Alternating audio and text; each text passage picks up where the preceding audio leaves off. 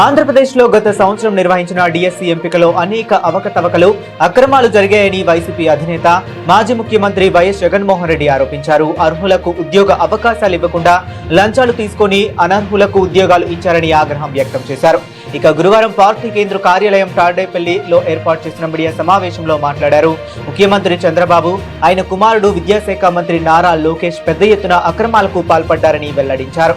అన్ని అర్హతలు ఉండి జాబ్ రాని అభ్యర్థులు ప్రభుత్వంపై అనేక అనుమానాలు వ్యక్తం చేస్తున్నారని ఆరోపించారు. ఈ స్కామ్ పై సిబిఐతో విచారణ జరిపించాలని డిమాండ్ చేశారు.